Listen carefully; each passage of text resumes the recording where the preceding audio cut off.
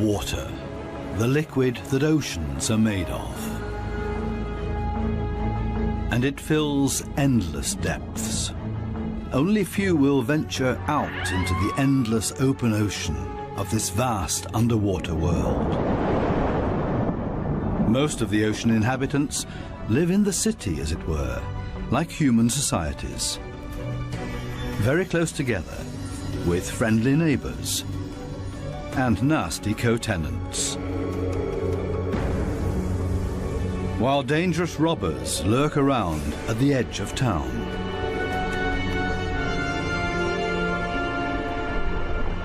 To assert yourself here, you have to be equipped with all kinds of tricks and clever strategies, or lie and cheat. Coral reefs are the largest structures in the world. They're giant submerged metropolises.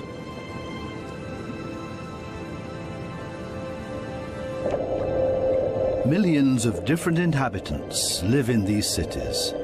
A universe with coral palaces and soaring towers.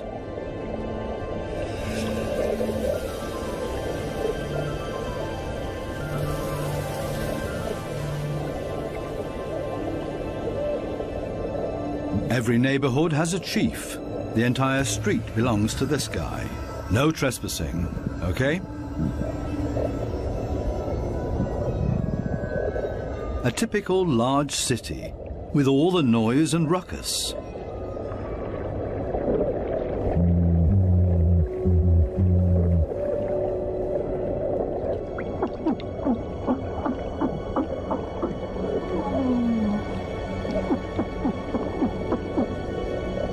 Even this little porcupine fish bleats around. It creates this sound with its swim bladder.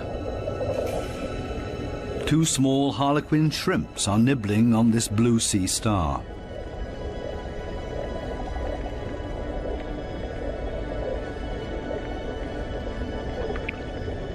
If someone else shows up, he will catch hell.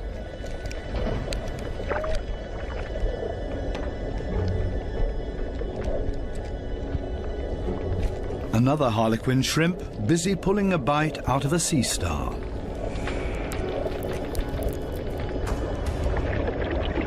Moray eels in disagreement.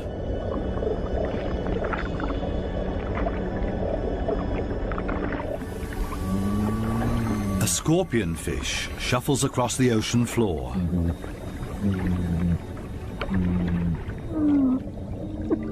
Everything and everybody makes a lot of noise. A boxer crab threatens everybody that comes by, holding two poisonous anemones in its claws.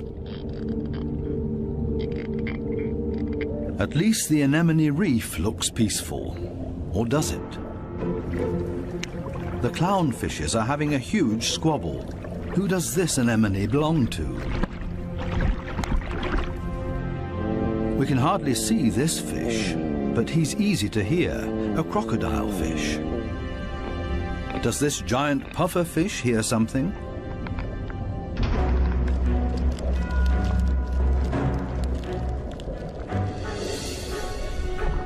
It's a ray that's getting away. A dispute amongst the members of the cichlid family. Who is stronger, and especially who is louder?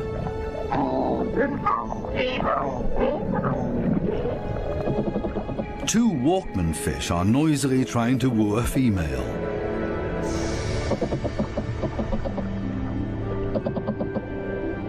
Big city noise everywhere, especially when a large structure is being torn down. Everybody lives in their own way in this noisy metropolis. Some hover above it all, but others are more down to earth and literally live in the coral sand. These goatfishes, for example, they plow through the ocean floor and catch smaller animals between their teeth. They use their barbels like a dowser. With them, they can detect even the weakest electric fields that point them towards small prey.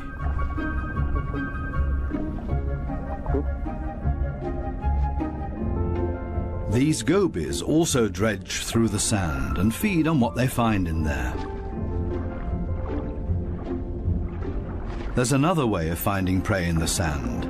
This blue-spotted stingray uses its wings like shovels, and there's always a chance of stealing something.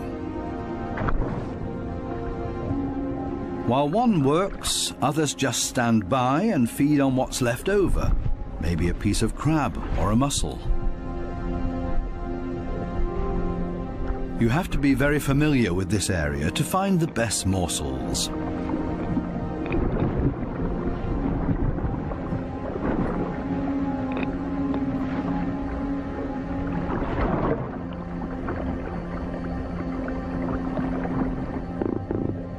This triggerfish uses a strong stream of water. The fish blows away the sand to unearth whatever is hidden inside it. Others are quick to steal whatever they can.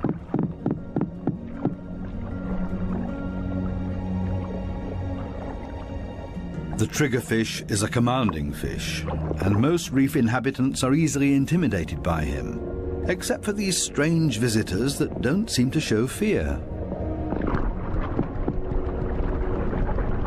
In any case, it's best to cover them up with sand.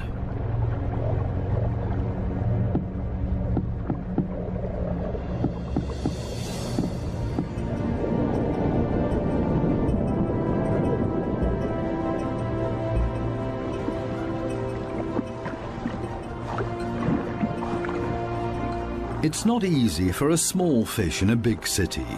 There's always somebody with bad intentions. And you have to be extra careful not to get swallowed, like these moon wrasses, for example. So it's always safer for the smallest among the reef inhabitants to show up in schools.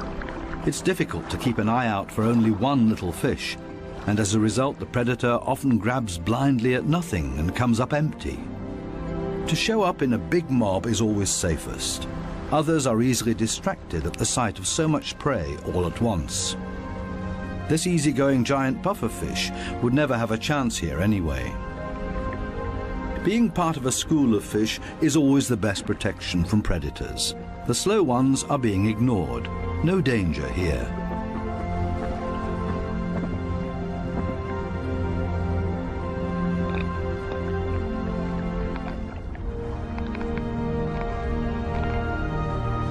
The school distributes the danger. If there are 1,000 fishes, any of them can be the target, and 999 are going to be just fine.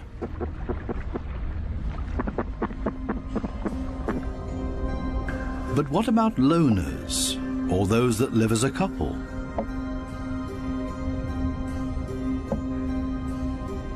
Seahorses, for example, camouflage themselves to look like the coral branches they're holding on to.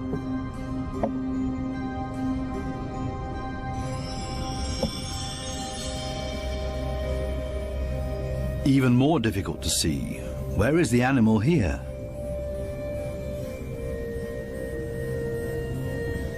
Only the eye betrays this trumpet fish's camouflage.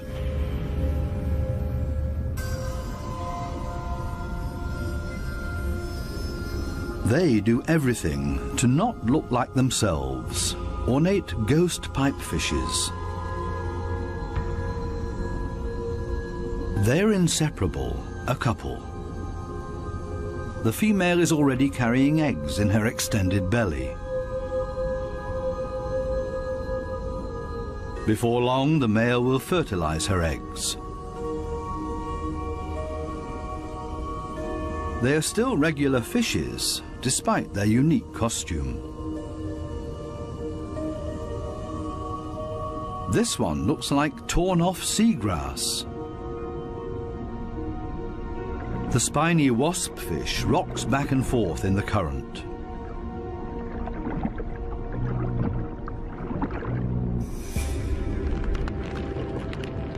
Not a monster, but ingenious camouflage. A spider crab that's decorated its head with a sponge. This will deter any predator.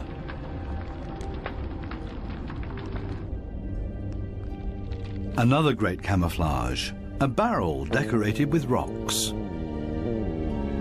Only the movement of the gills betrays this stonefish.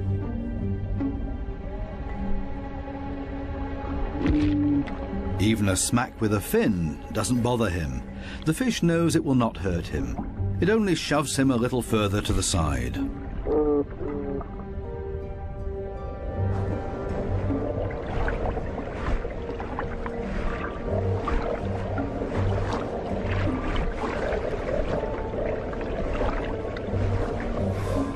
Similarly tough are its cousins, the scorpion fishes. They lie there as if dead, especially when others around them freak out. And even when moray eels fight with lionfishes for food.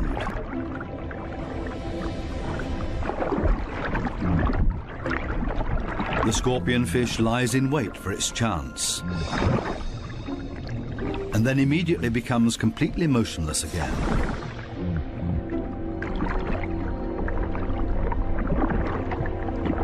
The only difference is that it raises its dorsal fins with the poisonous barbs inside, is completely still but now also armed. This large anglerfish virtually blends into the background tangle of algae and leaves. Right now, the anglerfish is on high alert. It ejects a large cloud in order to throw off predators. It's not the time to feed or catch anything. Its angling rod is lying flat on the fish's back. The white tip at the end of the rod is used to lure prey. The anglerfish feels threatened by something. Finally, it gives up its camouflage and moves further over, using its fins to float. As soon as the fish retracts the fins, it sinks to the ocean floor. Anglerfishes come in all kinds of shapes and sizes. Their trick is ingenious, using the angling rod as a lure. And every curious little fish becomes dinner. Many animals, including ocean inhabitants, communicate with a mixture of sounds and behavior. Everybody has to look out for their own survival in this metropolis of ocean inhabitants. But it seems maybe not quite everybody does it by themselves. The partner goby has come to an agreement with two pistol shrimps. The goby keeps an eye on things while the shrimps keep maintaining their hole. Larger rocks at the entrance are ideal for securing it.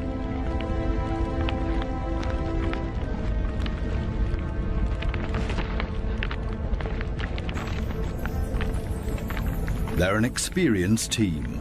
The shrimps keep in constant contact with the goby and even massage the fish's belly.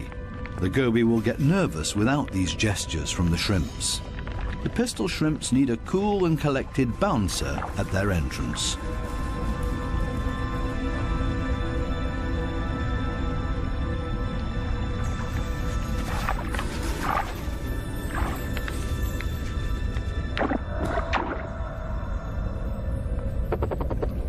Teamwork. This is where the anemones settle with their poisonous tentacles. Whoever gets caught by those will pay for it dearly or lose their life.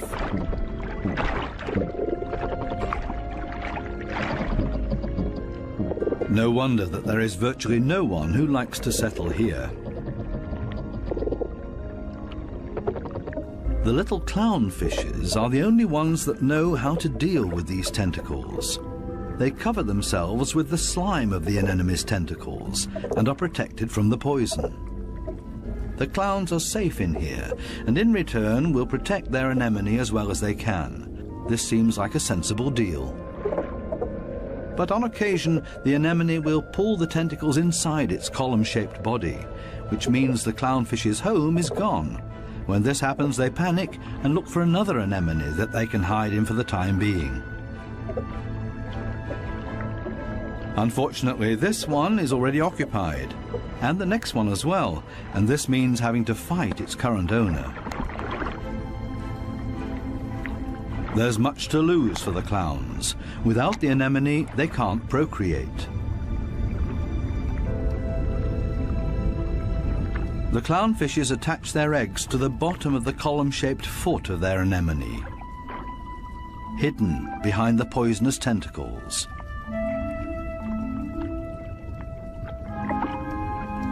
Both male and female tend to the eggs. They fan fresh water on them. The eyes of the babies are already clearly visible. The clowns are very protective of their eggs.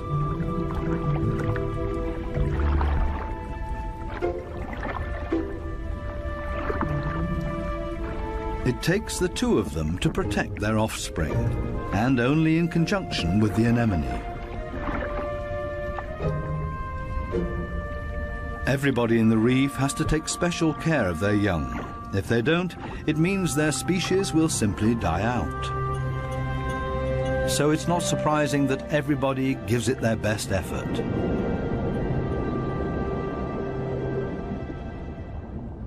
This triggerfish has hidden its offspring in a small hollow in the sandy ocean floor, and this means having to constantly protect this open egg site. On occasion, they blow and fan the eggs, but mostly they keep an eye out for predators. This means grave danger. One of the sea urchins is wandering straight towards the nest. The eggs have to be protected at all cost, but how? The triggerfish seems to consider the alternatives.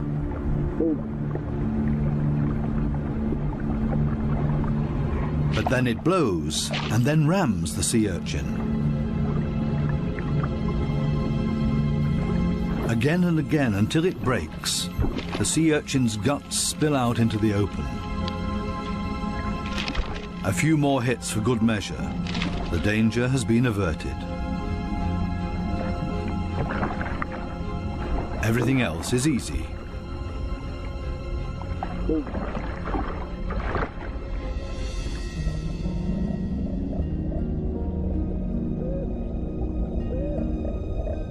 Two little damselfishes cling to a coral branch, a pretty and obviously inseparable pair. They appear to have something important to do. And there it is. The female has been laying eggs and glued them to a coral branch. Over and over again, both of them sweep past the eggs to keep them clean. Two very busy parents in the middle of town. Not far from them, the same kind of damselfish, but this one is feeding on the eggs, not tending to them. This damselfish's priorities have changed. Its partner is gone, and it's impossible to bring the eggs through by itself. So it feeds on its own eggs to at least recycle the nutrients.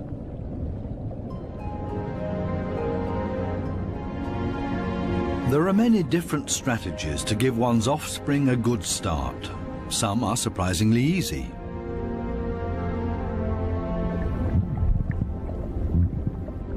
The mass mating of the black sea breams.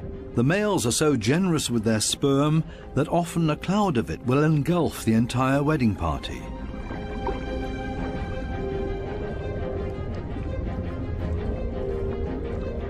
Countless couples and constantly in motion.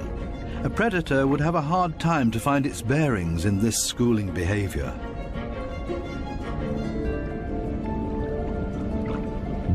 The fish's instincts cause them to mass mate in order to ensure the survival of their species.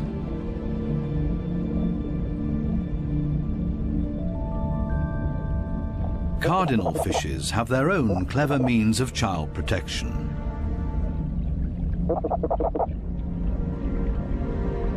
It's not time yet.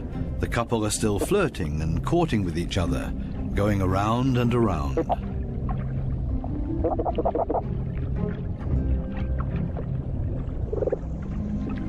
We'll leave them to it and take a detour to a couple not quite as gentle with each other. Monkfishes live in groups, and their nests are very close to one another. As a result, all the fishes are alerted to a predator nearing their nests.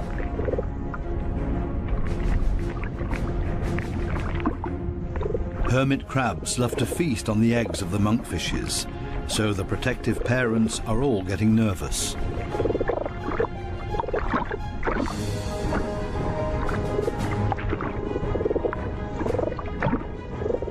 The hermit crab is still far enough away and currently busy with something else. The hermit crab's best defense is its house that it carries around for protection. The patience of the monkfishes is wearing thin.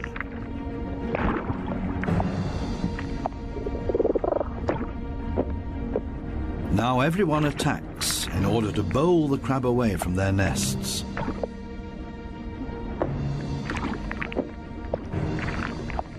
They're clearly telling this hermit crab to take a hike, but they should have stayed with their offspring because there's new danger approaching. A gaggle of rainbow wrasses takes advantage of this unique opportunity and ravages the monkfish nests. The predators are quick, brutal, and in the majority. Most of the monkfish eggs will be devoured. An attack of this kind would never happen to the cardinal fishes because they are mouth brooders and don't have to watch over a nest that's out in the open. The males carry the eggs in their mouths, up to 20,000 of them.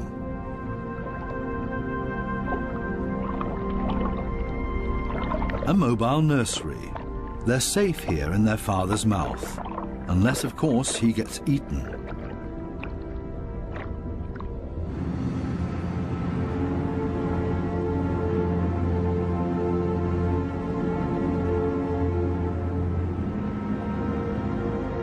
During the night, when it's dark, the danger is greatest. These underwater cities have a very active nightlife with special attractions. Basket starfishes come out and sit in the current. It's a night-active type of brittle star.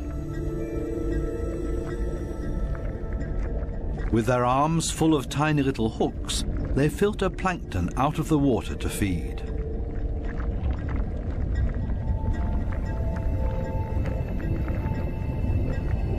A very elegant feather star. It's on the move to find a better spot to filter plankton.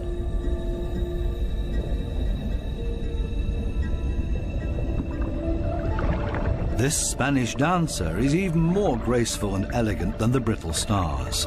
It's a type of nudibranch.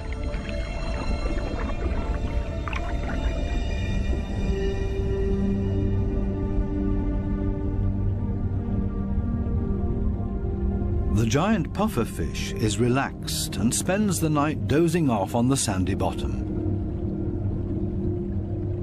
Others prefer the safety of their quiet bedroom, a surgeonfish. Everybody settles in for the night as comfortably as possible.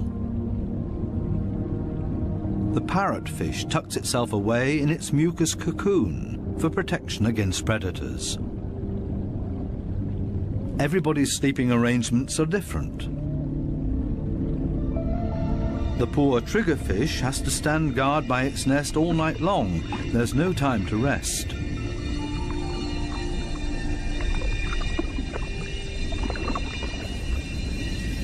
Some of the predators are quite soft-footed.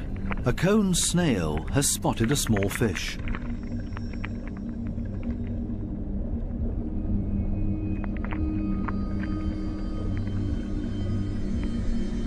The snail is fast, and the prey disappears in the blink of an eye.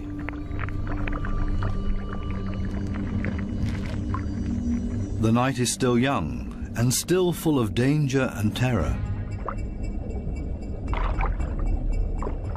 These lionfishes pose danger to the cardinal fishes.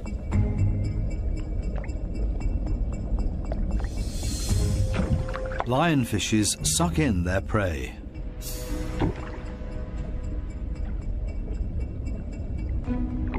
Even if they choke on it.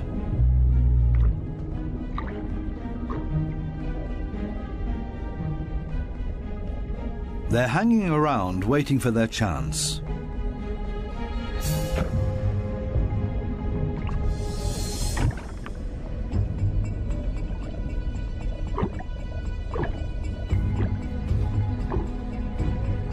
This poor cardinal is sideways in the lionfish's mouth, eggs and all.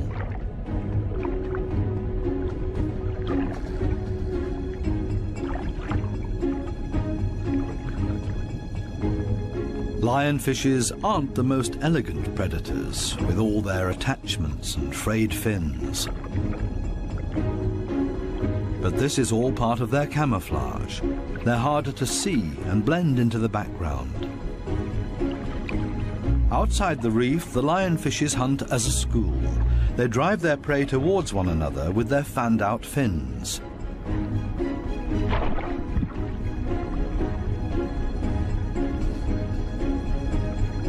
They prefer to attack from above, cornering their prey. This is not a different location, just different light. These special blue lights totally change the appearance of the reef.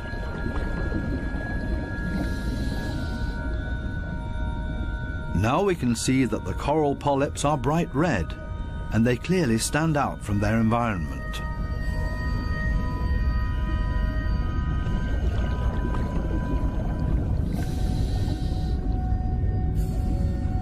A new and fascinating perspective on the communication of many ocean inhabitants. And suddenly an eruption of sorts.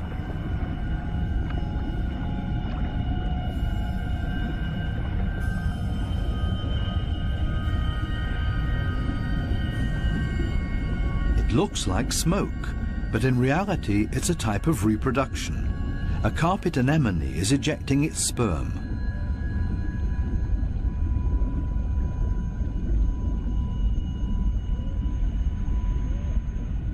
In the blue light, it looks like a dramatic eruption.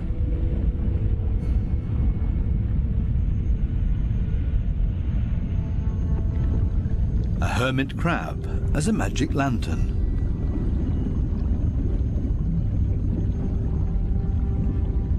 The blue light brings out these colors.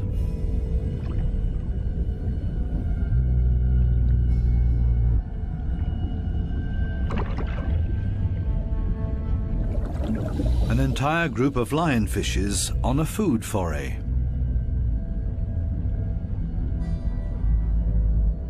The animals don't seem to know any fear. It seems that they're well aware of the poison they carry in their back spines. They even use the light of our dive torches to their advantage. There's no nightly rest to be had here.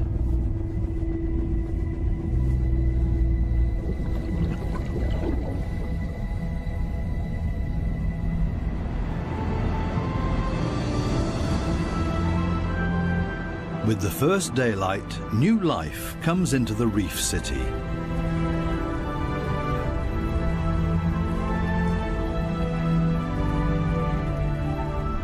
They all seem to start going again, ponderously with armored fins.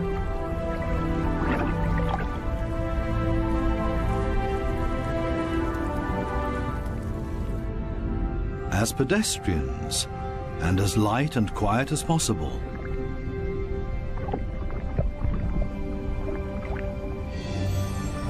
Mother and daughter, elegant and synchronous. Some have to hustle along on 10 legs. This spider crab runs straight into a brittle star gathering. A giant smash-up in the early morning. Wildly flopping around, everybody tries to get away.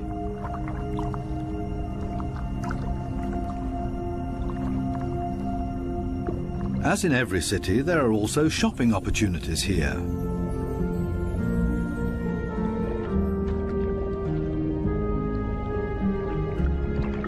This moray eel knows her shops well. She rushes to her favorite store every morning. The same with this blue-spotted ray. But they haven't opened yet. It leans on one fin as if to say, it's waiting.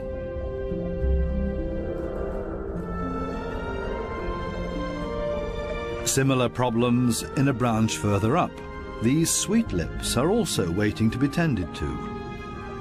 Here they come, a little late this morning. The small, cleaner wrasses are starting to open their shop and are hungry. They're ready to rid their customers of parasites. This ray is also being served. It likes to have its gills cleaned. This is a barter business. One side gets cleaned, the other fed. A very fair deal.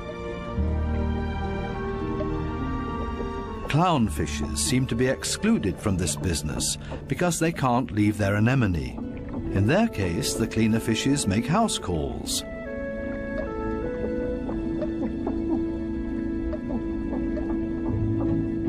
This snake eel is also otherwise engaged, and the cleaner shrimps are also making house calls for him. Finally, it's the moray's turn.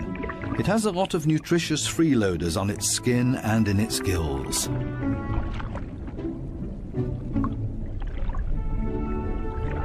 All of a sudden, the cleaners leave. Why?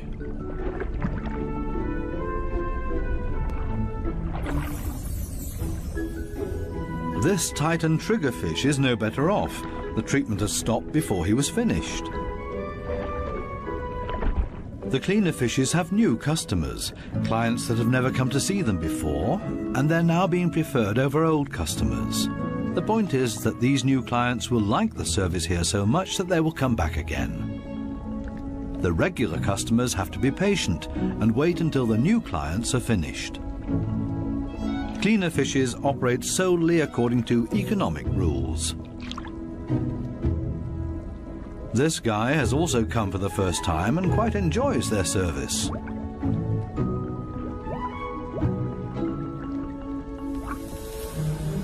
Sometimes it's too much of a good thing, though. This small black-spotted puffer just wants to look around and is not asking for a cleaning at this time. It swims away quickly and clearly annoyed.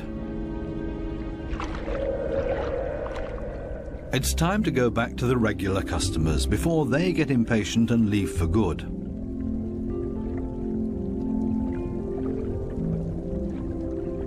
Digging deep where the gills are dirtiest.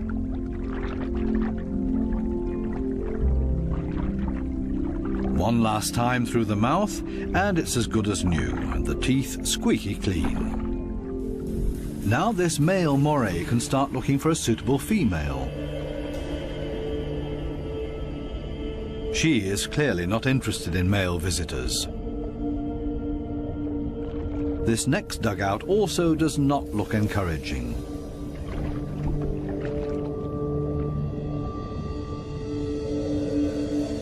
These two have already found each other. A strange pair with a triggerfish as roommate. They seem to get along just fine. It's difficult to cut in as a stranger.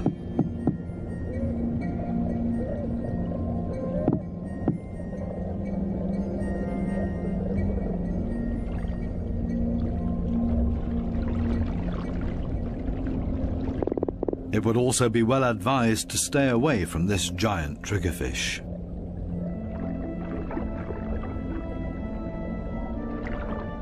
This, on the other hand, might be a different situation.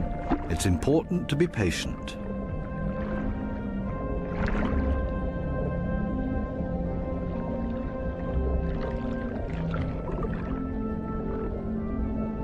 This female moray does not seem to be too reluctant. She's showing her teeth, which is not a sign of aggression, quite the opposite. She finally agrees to a date.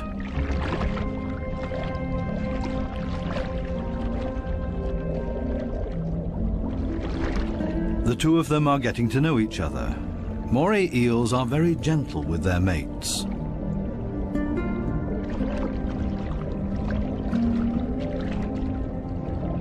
And they're good for another surprise, as partners of a phenomenal hunting party.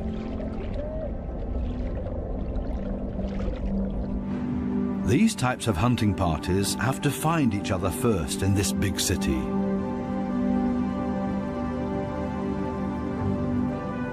The right place for the moray and her partner. The morays cooperate with the groupers. It's not so far-fetched. The grouper hunts in the open and the moray inside the reef. The moray is able to get in between cracks and crevices that the grouper can't get to. Together, they're a strong team. A grouper that's trying to convince this moray to hunt with him. The grouper signals this to the moray by rocking back and forth and shaking for all it's worth. All for nothing. This moray doesn't understand and stays in its cave.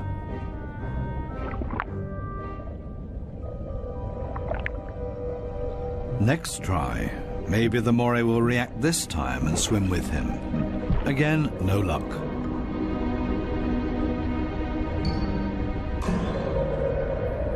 Finally, this moray seems to understand the grouper and is hungry. The grouper tilts its head and the moray accepts his invitation. Together they swim through the reef. The moray prefers to swim between the dark alleyways, and the grouper decides it's safer to stay on the main streets around the reef.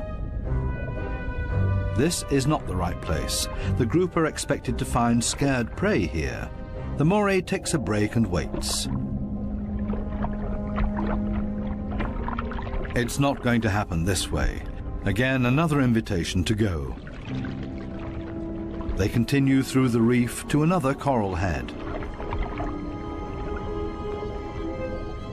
Also nothing for them here either. The moray is getting ambitious as well now and initiates a hunt on her own.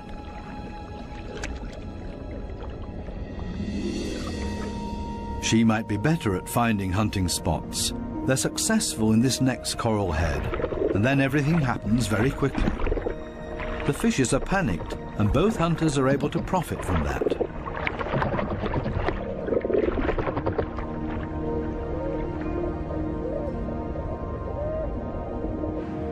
This coral city offers living space for millions. Many hideouts and crevices provide protection for everybody. My home is my castle.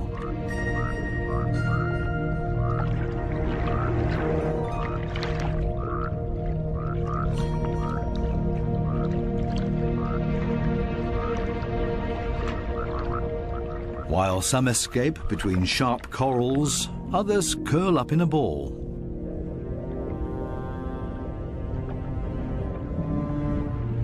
Octopuses don't have bones and are therefore able to change shape. Their homes are usually very tight and space-saving.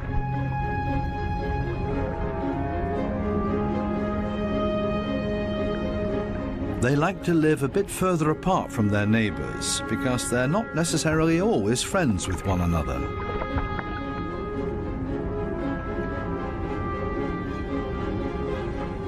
It might be best to put up a wall of stones between them. The ocean offers many hideouts, which is synonymous with survival for many ocean inhabitants.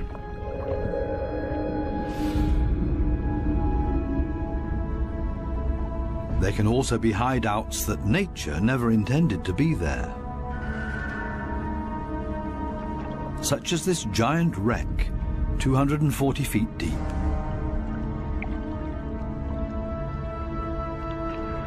A research submarine on its way into the deep comes across a sunken freighter. It's an artificial world with countless nooks and crevices to offer protection and a home for many ocean inhabitants.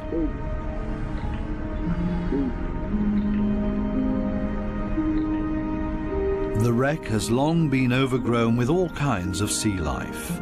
The side of the hull has become a living wall made of corals and sponges.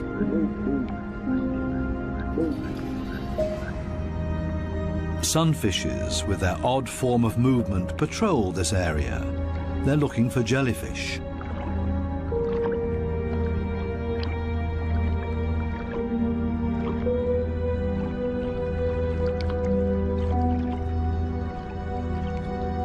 In steerage, where the current is strongest, filter feeders have found a new home, such as these sea fan corals. They feed on the tiny plankton particles. A unit that has grown together made of technical, man-made and organic structures. Even the steel anchor has grown a second skin, made of living beings. It offers these delicate creatures a solid structure to grow on. They have all made a comfortable home in this sunken world. Not even the lights of the stub disturb any of the wreck inhabitants. New life has been created out of the tragedy of this sunken ship, the ingenious, life-renewing cycle of nature. The Morays are sharing a home. They seem to be exceptionally friendly towards one another, even with this conger eel as their neighbour.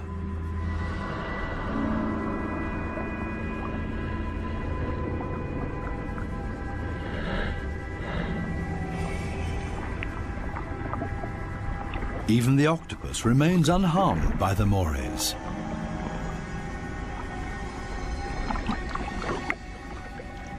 A unique environment made of steel that offers many different opportunities for ocean inhabitants to use it.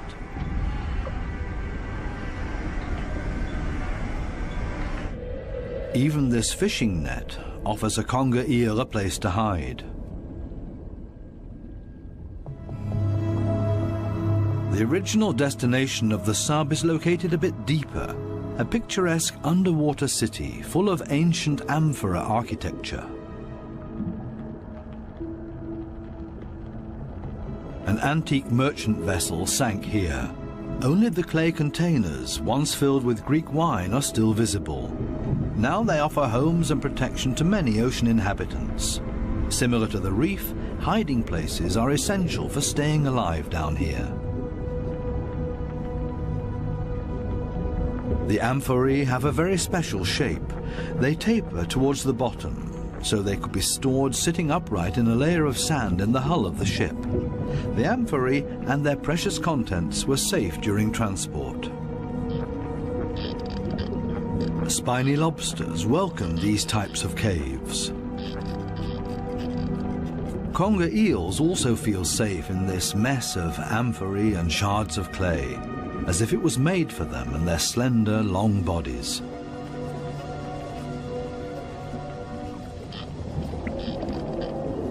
The city of amphorae on the ocean floor provides countless opportunities to observe, disappear, and be unseen.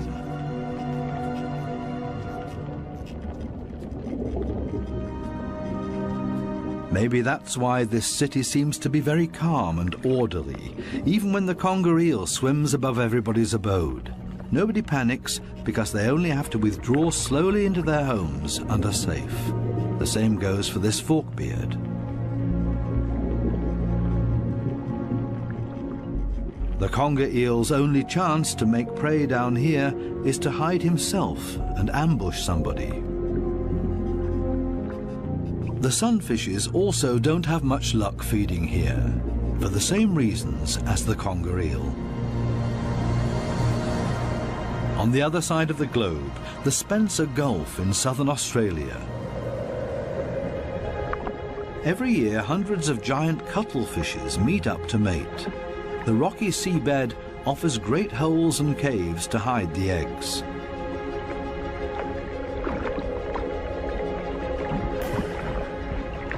The females are smaller than the males and seem to be a bit shy, keeping their arms tucked tightly together.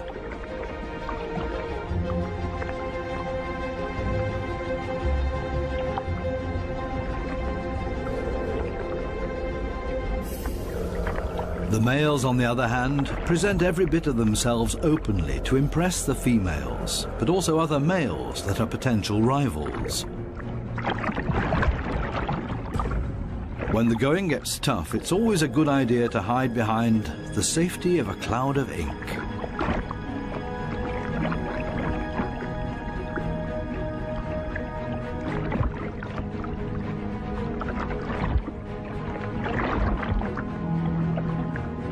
Without much success.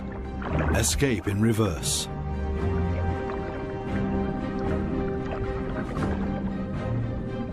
Only the strongest of them have a chance with the females.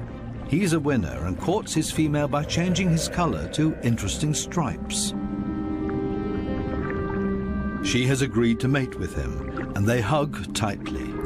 He deposits his sperm package into her mantle opening. Immediately afterwards, she withdraws into one of the caves on the ocean floor in order to avoid courtship from other males, a clear signal. The male is protecting his female from other rivals.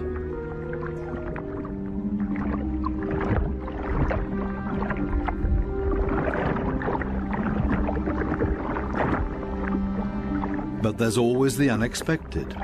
A so-called sneaker male tries to cut in. This male is much smaller and pretends to be another female by acting like one, very demure and shy.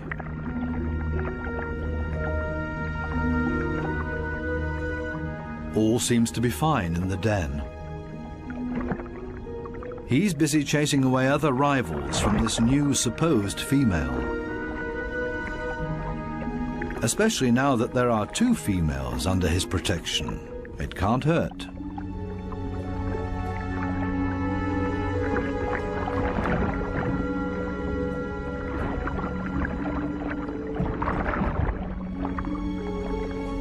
The two supposed females on the bottom below him are getting closer to each other, the sneaker male and the female. They mate in secret, under the protection of the strong male. As soon as the sneaker male is found out, it gets dangerous for him, but he has achieved what he came for and mated with this female. The beatings are nothing compared to the glory of his success. Intelligent strategies and tricks are essential for survival underwater and part of everyday life. A final dive into the magical world of sharks. This spot on a sandbank close to the Bahama Islands has great attraction for these lemon sharks. They come here by the hundreds, and nobody exactly knows why.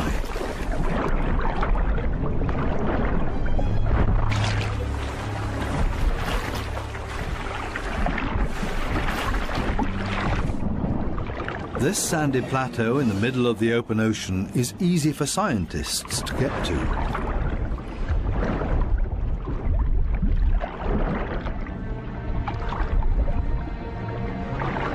This experiment will show how sharks react to their own reflection.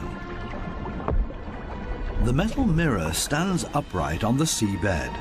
The animals that swim towards it will see their own reflection coming closer. How will these lemon sharks react? Now the researchers have to have strong nerves. Things stay surprisingly calm. The foreign object is almost ignored, as if it had been there forever. The sharks either swim past it or underneath it.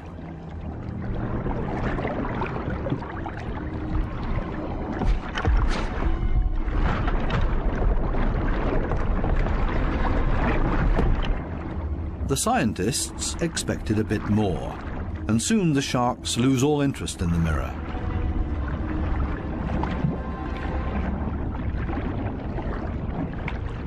Some sharks even calmly drop to the seabed to rest.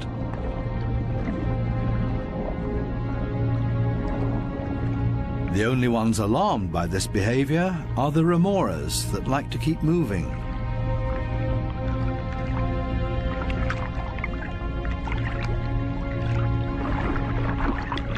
They let go of their shark and see if they can't hitch a ride with a more active individual.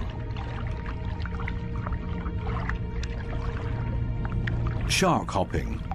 This one isn't a good choice either, so they continue to yet another one.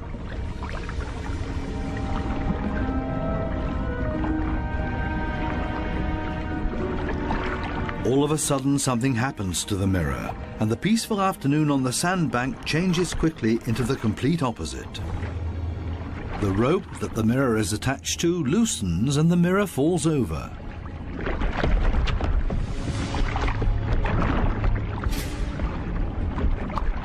Suddenly, and seemingly out of nowhere, several sharks rush to the mirror and show great interest in it.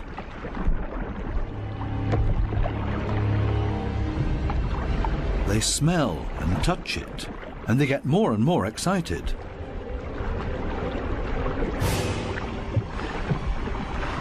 What happened all of a sudden? None of the scientists have any idea how to explain this change in behavior. The animals that were calm and collected only a second ago are now completely out of their minds, and the situation quickly escalates into a mass attack on the mirror. Do they mistake their own reflection for an opponent? It's time for the divers to leave because it's not safe anymore. The communication of the ocean inhabitants continues to offer new and exciting insights that we will probably never fully